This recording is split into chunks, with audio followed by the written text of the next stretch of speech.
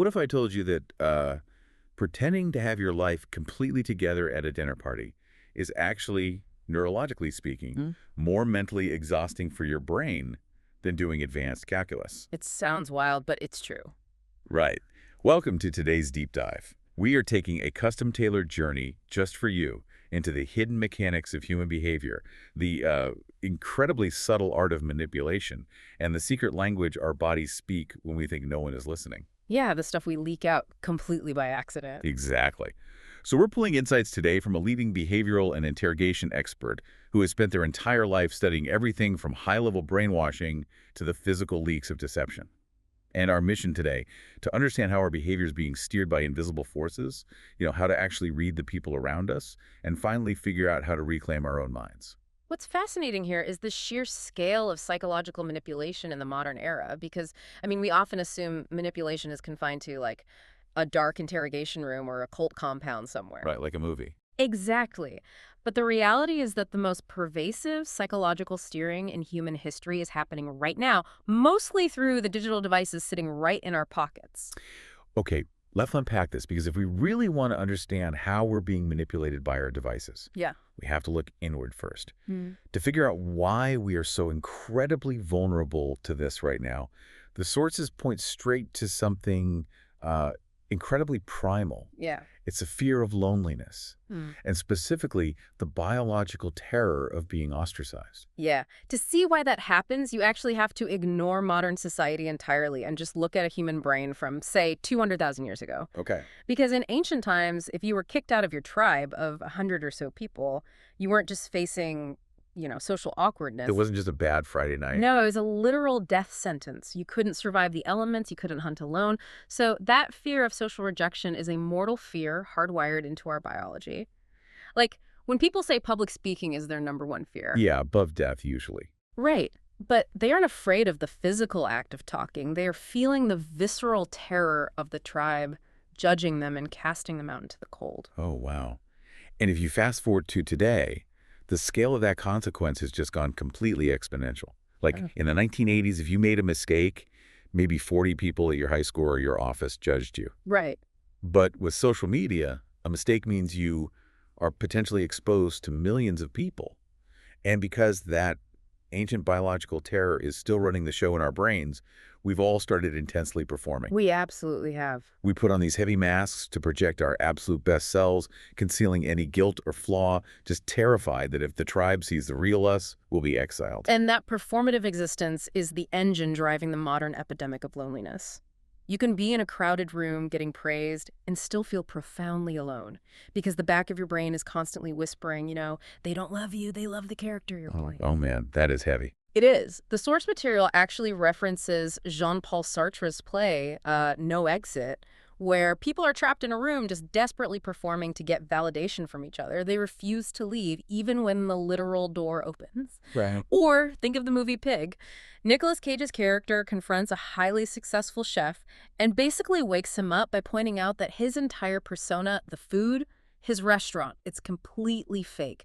When you live behind a mask like that, the real you is slowly starved of genuine connection. So we have this society of lonely, terrified performers, which I guess makes us the perfect blank slates. Absolutely. And the sources detail this four-step process for brainwashing that literally spells out FEAR. Yeah, the FEAR formula. Right, so it's focus, emotion, agitation, repetition. Yep.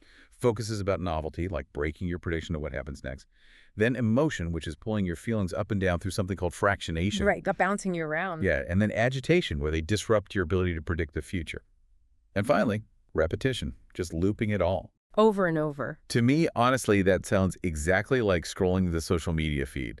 It's like a digital Milton Erickson pendulum. That's a great comparison. For anyone listening who's unfamiliar, Erickson was this legendary hypnotherapist who would use a swinging pendulum to basically overload a patient's sensory processing and drop them into a trance.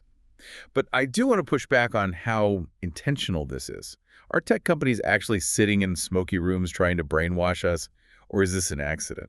Well, it's not a conscious conspiracy by guys in smoky rooms, which actually makes it much harder to fight. Really? Yeah, it's just recursive algorithms optimizing for engagement. I mean, the algorithm doesn't care about your well-being. It only cares about keeping your eyes on the screen. It figured out through billions of microexperiments how fractionation works neurologically. How so? So if the feed shows you a terrifying news story about the economy, your brain releases cortisol. You feel fear. Okay. Then the very next post is like a heartwarming video of a baby deer. Right. And that releases dopamine. But then, boom, another threat about a national shortage spikes your cortisol again.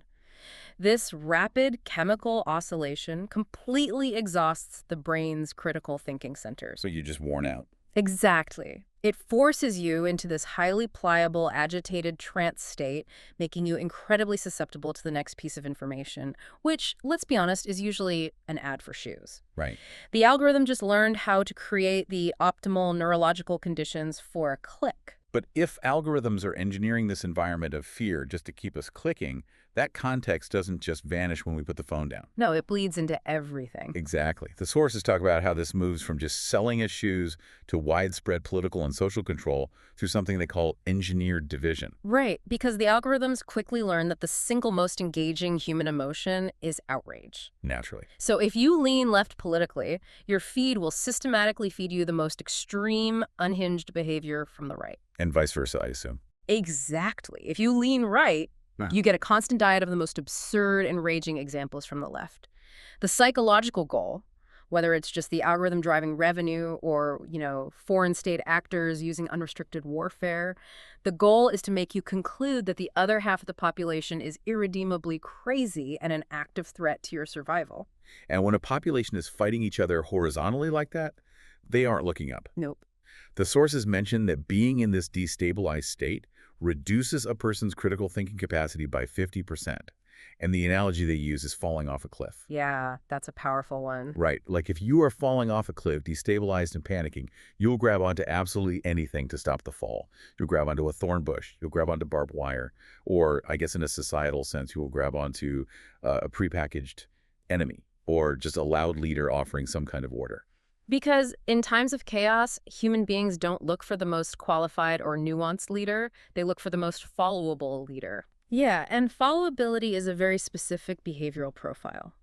It comes down to extreme clarity, a lack of micro-hesitations, and communicating at a 7th or 8th grade reading level. Okay, I want to dig into that reading level aspect because it sounds kind of insulting at first. But based on the cognitive load theory we were just talking about, it makes perfect sense. It does. When people are panicking, when they're falling off that cliff, their working memory is completely depleted. Nuance requires heavy cognitive processing. So a 7th grade reading level works because it demands zero mental RAM to decode. It provides instant neurological relief to an exhausted brain. That's the exact mechanism. And our source uses a really objective look at two very different recent presidents who both mastered this. Okay, let's hear it. And again, this is purely an objective analysis of communication styles, regardless of politics. Right, just looking at the mechanics. Exactly. So Barack Obama was highly followable because of his staccato, incredibly sharp clarity. He spoke with a rhythmic cadence that projected total assurance, cutting right through confusion. Yeah, very measured. On the other hand, Donald Trump is highly followable because he relies on punchy, simplified, novelty-driven communication.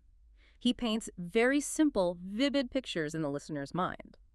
So, no matter what you think of their politics, both are absolute masterclasses in bypassing complex academic language to hit the primitive brain's desire for certainty. So what does this all mean? If these leaders project total confidence by removing nuance and, ignoring criticism, is true confidence just ignoring feedback? Yeah. Or is it fundamentally about some kind of internal permission? Well, the source makes a really profound distinction here between the symptoms of confidence and the cause of confidence. We often think of confidence as standing up straight, making strong eye contact, or speaking loudly. Right, the alpha stuff? Yeah, but those are just symptoms. The actual cause of internal confidence is made of two things: a generalized, fuzzy belief that things will eventually be okay, and a complete willingness to receive social injury. Wait, a willingness to receive social injury. That directly counters everything we talked about at the beginning, that primal terror of the tribe rejecting us. It does. If you are deeply okay with the possibility of being rejected, or looking foolish, or having the tribe completely disagree with you. You don't have to posture. You don't have to worry about hierarchy or status. You just are. Wow. And that kind of authentic confidence, which is totally free from the fear of social exile, is highly contagious to a destabilized population. Okay, so we've seen how algorithms and leaders engineer our environment on this massive scale to keep us pliable. But this context engineering isn't just a digital phenomenon. Interrogators and manipulators have been using these exact principles in physical rooms for decades to bypass human free will. Oh, absolutely. Context dictates permission. Mhm. When you change how someone perceives their environment, you literally change what they believe they are permitted to do. The stage hypnotist story. Yes. There is this terrifying story in the research about a stage hypnotist in a comedy club. He's got a group of people up on stage acting out a scenario where they are cops breaking up a party. Pretty standard stuff. Right. But one of the guys on stage was an actual off-duty police officer carrying a concealed weapon. Oh, no. Yeah, so the hypnotist suddenly shifts the context, yelling out that someone in the audience has a gun and is a mortal threat. This off-duty cop, who is a good, well-meaning guy, reacts to the newly engineered context. He pulls his real gun and actually fires into the crowd. It's just a stark reminder of how fragile our internal rules really are. It's like downloading a new operating system into someone's brain where the rules of the game have suddenly changed. Exactly. And an interrogator does the same thing, right? They don't just Yeah. walk in and demand a confession. They methodically alter the reality of the room so that confessing feels like the safest, most logical path. They use a four-step protocol: socialize, minimize, rationalize, project. Yeah, so imagine someone brought in for, say, a smuggling charge. The interrogator starts by socializing it. They say, look, anyone in your shoes would have done this. Making them feel less alone. Right. Then they minimize the severity. It's really not that big of a deal. My desk is full of violent crime files. This is just a blip. Then they rationalize the motive. I know you were just trying to pay off your aunt's medical bills. And finally, they project the blame. Those guys pressured you into it. It's not even your fault. It's like moving the goalposts in the middle of a football game so that the suspect suddenly feels like confessing is scoring a touchdown rather than taking a penalty. The interrogator has completely rewritten the moral stakes. But my question is, does this kind of context shifting only work on someone who has a guilty conscience to begin with? What happens to a completely innocent person? Innocent people are just as susceptible. I mean, look at the famous Milgram experiment from the 1960s. They got normal, everyday people to deliver what they believed were lethal electric shocks to a stranger in another room. Just for getting answers wrong. Right. And they didn't use hypnosis or complex interrogation scripts. All they did was put the instructor in a white lab coat. The lab coat was the context engineer. It created an environment of scientific authority that completely bypassed the subject's moral programming. The context made hurting someone else feel not just permissible, but required. And modern interrogators have even more subtle tools today, like the ring doorbell bait question. Oh, that bait question is brilliant. For you listening, the interrogator won't accuse the suspect directly. They'll just ask casually, is there any reason whatsoever that one of the neighbor's ring doorbell cameras would show your car in that area? It's so sneaky. If you're innocent, you instantly say no. But if you're guilty, you are suddenly trapped in a mental maze. Do you lie and risk them having the tape, or do you tell the truth and place yourself at the crime scene? It forces a massive, immediate stress reaction. Which means we really need to talk about how that stress leaks out of the body. Yes. Because if we are constantly navigating these engineered contexts, whether it's an algorithm fractionating our emotions, a boss shifting the goalposts, or just us wearing those heavy performative masks at a dinner party, that stress is building up. Here's where it gets really interesting, because everything I thought I knew about body language was basically a parlor trick. Like, the biggest myth is that one specific action translates to one specific lie. You know, if they touch their nose, they are lying. If they look to the left, they are inventing a story. Total myth. The source completely dismantles that idea. Reading behavior isn't about memorizing a dictionary of movement. Not at all. There is no single human behavior that definitively means deception. What you are actually looking for is the establishment of a baseline and then a sudden deviation from that baseline caused by a stress response. Okay, what causes the deviation? When we experience acute stress, our body gets a sudden dump of epinephrine adrenaline. The brain suddenly has way too much energy and needs to burn it off instantly. So someone who is perfectly still might suddenly start tapping their foot wildly or making quick, jerky hand movements. What if they're already a fidgety person? But then you look for the opposite. Someone who is animated might go completely rigid, actively tensing their muscles to burn that adrenaline internally. It's the change that matters. And when people feel deeply insecure or threatened by the context, they unconsciously try to protect their vital organs, right? They guard their arteries. Yes, it's a deeply ingrained mammalian survival reflex. You'll see people subtly adjust their posture or bring their arms up to protect the brachial arteries under the arms, the carotid arteries in the neck, or the femoral arteries in the legs. That is wild. You'll also see incomplete or interrupted gestures, like someone might start to reach their hand out to make a point but pull it back halfway. That signals self-doubt or a lack of internal permission to take up space. And then, of course, there's lip compression. Pressing the lips tightly together. Literally an evolutionary reflex of withholding. Yeah. They are physically keeping information or emotion inside the body. The sex differences in how we self-soothe when stressed are quite distinct too. Oh. Men, when feeling uncertain, will often reach down and rub or scratch their stomachs, which is a pacifying behavior. Women, because stress builds up heat in the body, will often unconsciously reach back and briefly lift the hair off the back of their necks to ventilate. But the most reliable indicator mentioned in the research is the blink rate. The normal baseline for a human is about 15 blinks a minute. When you are purely focused, like sitting in a theater watching a masterpiece like Interstellar, your blink rate drops to maybe 2 blinks a minute. Because your brain doesn't want to miss a single frame of data. Exactly. But when stress hits, it can spike up to 85 or 90 blinks a minute. But I do have to push back on the sheer cognitive load of all this.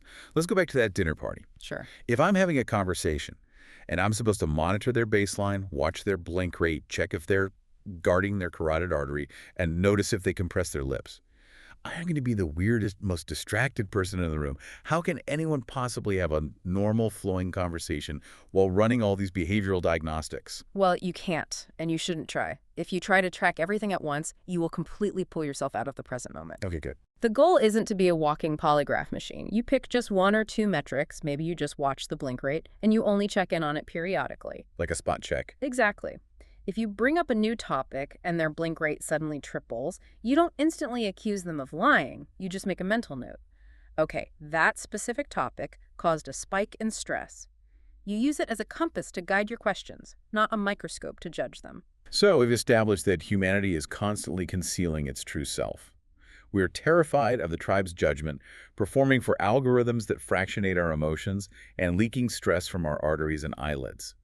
What is the actual psychological toll of this constant performance? The toll is what behavioral experts call emotional debt. And this loops right back to the dinner party example we started with.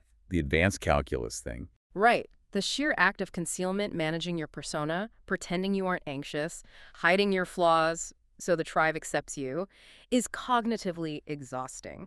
Neurologically speaking, actively concealing your true self in a social situation burns more glucose in the brain than solving advanced mathematical equations. The source uses this brilliant analogy of the decorator crab to explain how we accumulate this debt. I love this analogy. That's so good. These crabs walk along the ocean floor, picking up random debris, sea urchin spikes, shells, pieces of seaweed, and they glue it to their own shells for protection or camouflage. We do the exact same thing psychologically as we grow up. We do. Throughout childhood, we pick up coping mechanisms to earn friends, stay safe, or get rewards from our parents. We glue these traumas and performative traits onto ourselves. Eventually, as adults, we're walking around covered in all this heavy debris that isn't actually us. We completely forget what we looked like underneath. And carrying that heavy shell into adulthood means we are constantly making withdrawals from our emotional bank account just to keep the performance going. But there is a biological cure. A cure. Yeah, it involves Dr. David Brichelli's trauma release mechanisms. Mammals actually have a built-in biological function to process trauma and shed emotional debt. Right, the neurogenic tremors. If you watch a polar bear get hit with a tranquilizer dart by a researcher, the bear goes down. Yeah. But when the anesthesia wears off and the bear wakes up, the very first thing its body does is go into these violent autonomic shakes. Yeah, it physically tremors to discharge the massive adrenaline ache and the trauma of the event. Zebras do it after escaping a lion, too. Nature knows exactly how to reset the nervous system. If we connect this to the bigger picture, it brings us right back to our very first point, the fear of the tribe. How so? Humans have this exact same tremoring mechanism, but we actively suppress it. We don't allow our bodies to tremor and physically shake off stress because we are terrified of looking weak, strange, or crazy to the people around us. Oh, wow. Our fear of social rejection is so overpowering that we would rather hold on to the trauma and accumulate emotional debt than risk looking weird to the tribe. It's like our nervous system has a built-in pressure release valve, but we've superglued it shut just because we don't want the neighbors to see the steam. Yeah, That is absolutely tragic. it really is. So let's take a breath and recap this incredible journey. We started by looking at the FEAR formula living inside our pockets, understanding how algorithms use fractionation to exhaust our critical thinking and exploit our ancient biological dread of loneliness. Yep. We explored how engineered division creates chaos, making us desperate for the low cognitive load certainty of followable leaders. We saw how shifting the context in a room can literally rewrite a person's moral code, turning them into a pliable suspect. Right. We decoded the physical leads of stress, from epinephrine dumps to guarding our arteries. And finally, we saw the exhausting price of wearing the decorator crab's shell, and how our deep-seated fear of the tribe stops us from physically shaking it off. My advice to you listening right now is to start observing your environment with this new lens. Watch the algorithms you interact with. Notice when you feel that sudden spike of fear followed by a dopamine hit. Pay attention to that oscillation. Exactly. Pay attention to shifts in context during your daily conversations or when someone is moving the goalpost. Watch for sudden changes in people's baselines and maybe find a private, safe space to give yourself permission to just shake off your stress like a polar bear without worrying about the invisible audience. I love that. But before we go, there is one final provocative thought from the source material for you to chew on. Yes. The source notes a fascinating behavioral observation. Human guilt is often directly proportional to our perceived likelihood of getting caught. Oh, man. Think about the implications of that. If our most intense feelings of guilt are primarily tied to whether we think we'll be exposed to the tribe, what does that actually say about human morality? Are we truly good deep down? Or are we just constantly performing goodness for the invisible audience in our minds, terrified they might find out who we really are? Are we just performing goodness? That is a heavy one, and it's definitely going to stick with me. Thank you so much for joining us on this deep dive. We made it just for you. Until next time, stay curious and maybe check what you've got glued to your own shell.